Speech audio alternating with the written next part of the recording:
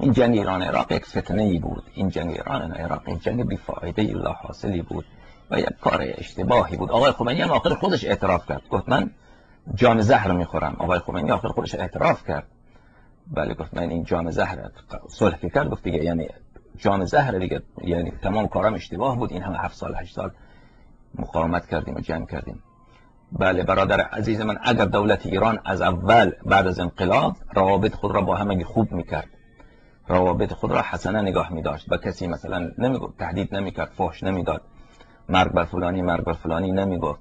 بله همین ملک عبدالله آلا، اون زمان برادرش ملک فهد و ملک خالد مثلا اینا پادشاه عربستان بودن، اون زمان اینا را مثلا میگفت جاسوس غرب، حالا هم اینا بله دست نشانده غرب هستن، با غرب خوب است. اما الان یک روز احمدی نژاد میره اونجا کاسلیسی میکنه، یک روز هاشمی رفسنجانی بلند میشه، یک روز فلانی بلند میشه میره.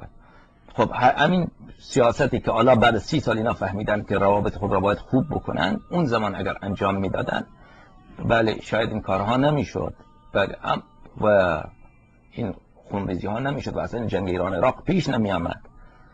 خب اما کسانی که کشته شدن اینها حکمشان چیه برادر عزیز من؟ خب اینایی که از طرف ایران، از طرف عراق ما خیلی شیعیان کشته شدن، صدام مجبور میکرد شما برید به جنگ، اگر نمیرفت اونها را اعدام میکرد. بعضی از اونها هم به خاطر میهن پرستی و دفاع از میهن، دفاع از خاک، مثلا آقای خمینی میخواد ایران عراق را بگیره، بریم دفاع بکنیم، از اون طرف هم شیعیان کشته شدن.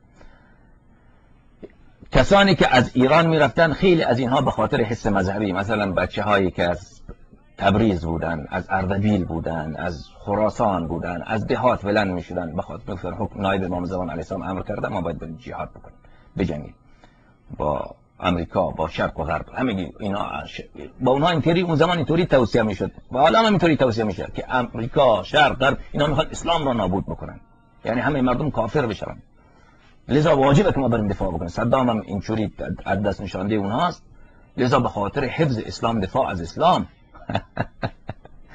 لذا اونها بچهای ساده بیچاره، اونا که بلند میشدن خودشان روی میدان مین میدویدن بیچاره. شما ببینید اسرائیل، امریکا، اینها به خاطر یک سرباز خود چقدر اهمیت قائل میشه. هیچ وقت نهایت ژنرال امریکایی، ژنرال غربی اسرائیل، اینا نهایت سعیشان اینه که یک نفر از سربازاش کشته نشود. انواع احتیاط ها را میکنن که بله که سرباز. اما اون زمان نه، این محسن رضایی فرمانده سپاه بود، این بنده خدا دیگر استراتژی نامین بود که 5000 نفر بدن روی میدان مین.